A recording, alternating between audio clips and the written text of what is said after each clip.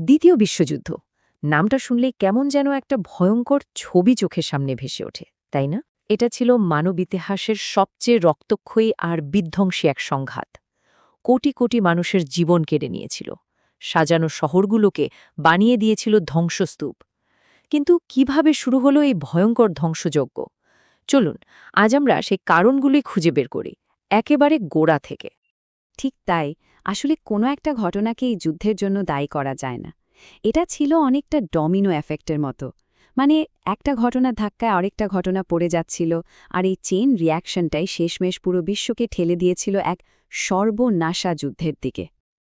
তো মূল প্রশ্নটা হলো, এই আগুনের স্ফুলিঙ্গটা ঠিক কিভাবে জ্বলে উঠল? কোন কোন ঘটনা এই আগুনকে আরও উস্কে দিল? চলুন একটু গভীরে গিয়ে দেখা যায়। আচ্ছা, এই গল্পের শুরুটা কিন্তু প্রথম বিশ্বযুদ্ধের শেষ থেকে, যখন বিজয়ী দেশগুলো মিলে জার্মানির ওপর এমন একটা চুক্তি চাপিয়ে দিল যেটা আসলে শান্তির বদলে ভবিষ্যতের আরেকটা যুদ্ধের বীজ বুনে দিয়েছিল।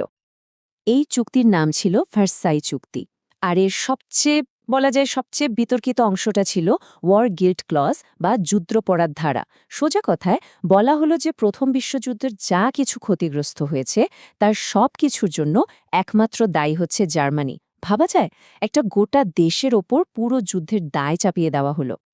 শুধু দোষ দিয়েই কিন্তু তারা থামেনি। জার্মানির ওপর চাপানো হলো $33 বিলিয়ন এক বিশাল অঙ্কের জরিমানা। আচ্ছা, আজকের দিনের মূল্য কত হতে পারে আন্দাজ করা যায়? প্রায় $270 বিলিয়ন। অবিশ্বাস্য, তাই না? আর এই টাকা শোধ করতে জার্মানির লেগেছিল প্রায় 100 বছর। শেষ কিস্তিটা তারা দিয়েছে এই তো সেদিন 2010 সালে। এই বিশাল জরিমানার প্রভাবটা যে সাধারণ মানুষের ওপর কতটা ভয়াবহ ছিল সেটা এই স্লাইডটা দেখলেই বোঝা যায়। দেখুন, ওই টাকা শোধ করার জন্য জার্মান সরকার পাগলের মতো টাকা ছাপানো শুরু করে। ফল হাইপার ইনফ্লেশন, মানে টাকার দাম একেবারে পড়ে গেল। পরিস্থিতি এতটাই খারাপ হয়েছিল যে 1922 সালে যেখানে এক টুকরো পাউরুটির দাম ছিল 160 মার্ক, ঠিক তার পরের বছর 1923-এ সেই একই পাউরুটির দাম দাঁড়ায় 200 বিলিয়ন মার্ক। চিন্তা করা যায়, মানুষের সারা জীবনের সঞ্চয় রাতারাতি স্রেফ কাগজের টুকরো হয়ে গেল। তো ফলাফলটা কি দাঁড়ালো? একটা ভেঙে পড়া অর্থনীতি, লাখ লাখ মানুষ বেকার, আর তার সাথে দেশ জুড়ে এক তীব্র অপমানবোধ আর হতাশা।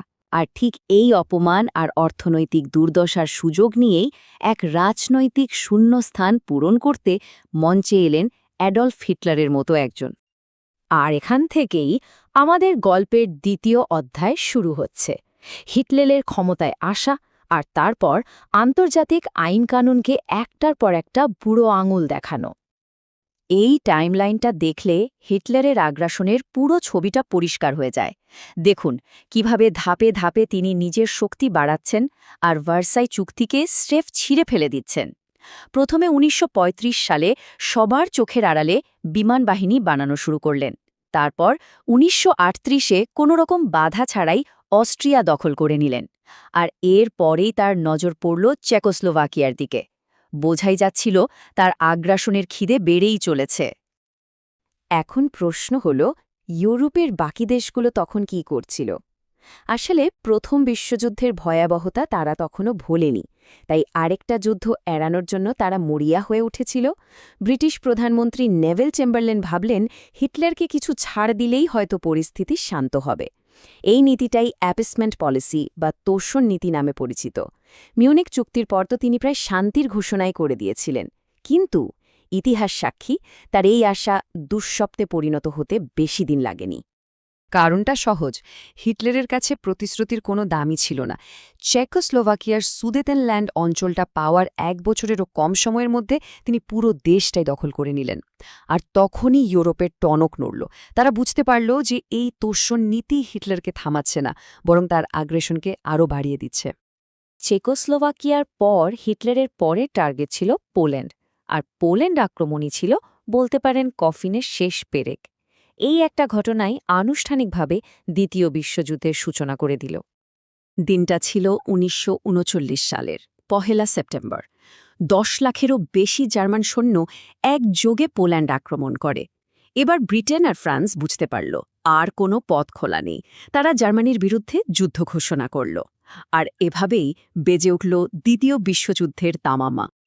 পোল্যান্ড মাত্র কয়েক সপ্তাহের মধ্যেই জার্মানির কাছে হেরে গেল। এত দ্রুত কিভাবে সম্ভব হলো এটা? এর পেছনের কারণ ছিল জার্মানির এক বিপ্লবী রণকৌশল, ব্লিৎজক্রিগ, যার মানে হল বিদ্যুৎ গতির যুদ্ধ। এর মূল আইডিয়াটাই ছিল ঝড়ের গতিতে হঠাৎ করে আক্রমণ করে শত্রুকে কোনো কিছু বুঝে ওঠার সুযোগ না দিয়েই শেষ করে দেওয়া। আচ্ছা, এই কৌশলটা কাজ করত কিভাবে? ব্যাপারটা ছিল একটা কম্বাইন্ড অ্যাটাকের মতো। প্রথমে প্যানজার ডিভিশনের দ্রুতগতির ট্যাঙ্কগুলো গিয়ে শত্রুর ডিফেন্স লাইন ভেঙে দিত। ঠিক তারপরেই আকাশ থেকে নেমে আসত লুফটওয়াফে, মানে জার্মান বিমান বাহিনীর বোমারু বিমান। আর এই ডাবল অ্যাটাকে যখন শত্রু বাহিনীর দিশেহারা, তখন পদাতিক সৈন্যরা চারদিক থেকে ঘিরে ফেলে তাদের শেষ করে দিত। সিম্পল, কিন্তু ভয়ঙ্কর এফেক্টিভ।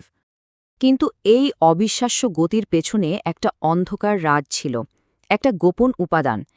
জার্মান সৈন্যদের নিয়মিতভাবে পারভিটিন নামে একটা ড্রাগ দেয়া হতো।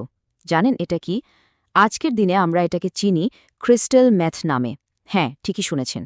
এই ড্রাগটা তাদের ক্লান্তি, ঘুম, ক্ষুধা সব দূর করে দিত। ফলে সৈন্যরা একটানা দিনরাত যুদ্ধ চালিয়ে যেতে পারত।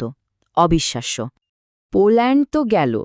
এরপর নাৎসিদের সেই অপ্রতিরোধ্য যুদ্ধযন্ত্র মুখ ঘোরাল পশ্চিম ইউরোপের দিকে।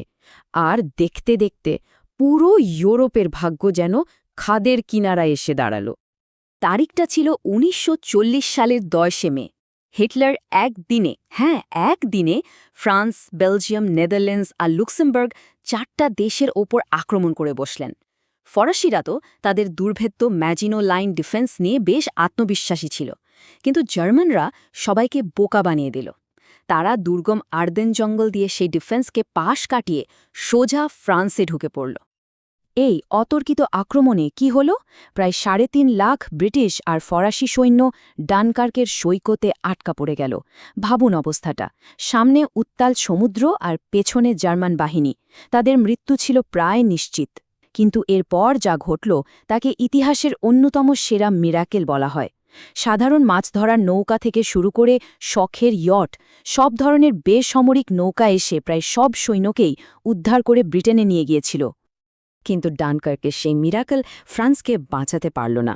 ১৯৪০ সালের ২২ জুন ফ্রান্স আনুষ্ঠানিকভাবে জার্মানির কাছে আত্মসমর্পণ করল। ইউরোপের অন্যতম বড় একটা শক্তি এভাবে ভেঙে পড়ল, যা ছিল মিত্রশক্তির জন্য এক বিরাট ধাক্কা। একবার শুধু ম্যাপটার দিকে তাকানো যাক। ১৯৪০ সালের জুলাই মাসের মধ্যে হিটলারের দখলে কোন কোন দেশ?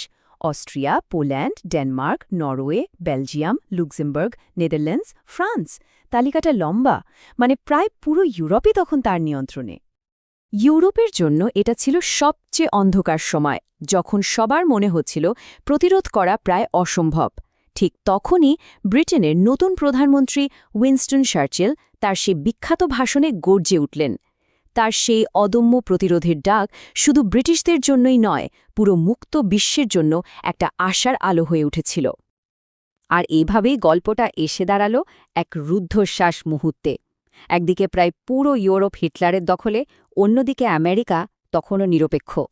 এখন প্রশ্ন একটাই, ব্রিটেন কি একা এই অপ্রতিরোধ্য নাৎসি শক্তির বিরুদ্ধে দাঁড়াতে পারবে, নাকি পুরো বিশ্বই এক অন্ধকার যুগে তলিয়ে যাবে? এর উত্তরটা লুকিয়ে আছে যুদ্ধের পরের অধ্যায়গুলোতে।